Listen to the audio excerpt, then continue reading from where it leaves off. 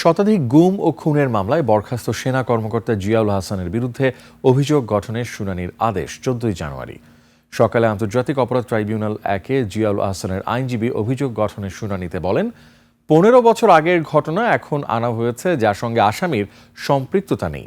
শুনানি শেষে অভিযোগ গঠন থেকে জিয়াউল হাসানের অব্যাহতি চান তার আইনজীবী। আর অব্যাহতির বিরোধিতা করে চিফ প্রসিকিউটর বলেন, তার নেতৃত্বে অভিযান পরিচালনা করে বহু মানুষকে হত্যার যথেষ্ট তথ্য প্রমাণ আছে। এর আগে গত 4 জানুয়ারি জিয়াউল হাসানের বিরুদ্ধে অভিযোগ গঠনের বিষয়ে প্রসিকিউশনের শুনানি শেষ হয়। এদিকে এই গুমের মামলায় সাবেক সেনাপ্রধান ইকবাল করিম ভূঁইয়া সাক্ষ্য দেবেন বলে ট্রাইব্যুনালকে জানিয়েছেন চিফ প্রসিকিউটর। এই সামগ্রিক শুনানির আলোকে মাননীয় ট্রাইব্যুনাল আগামী 14 জানুয়ারি এই চার্জ শুনানির বিষয়ে আদেশ গঠনের জন্য দিন ধার্য করেছেন। অর্থাৎ আগামী 14 জানুয়ারিতেই এই চার্জ গঠন হবে কি হবে না এই বিষয়ে মাননীয় ট্রাইব্যুনাল আদেশ দিবেন।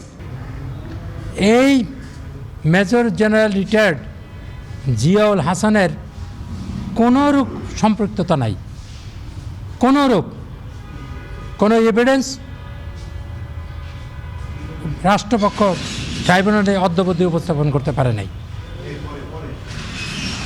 সে কারণে আমি যেহেতু there is no sufficient ground, আমি ওনার ডিসচার্জ চেয়েছি।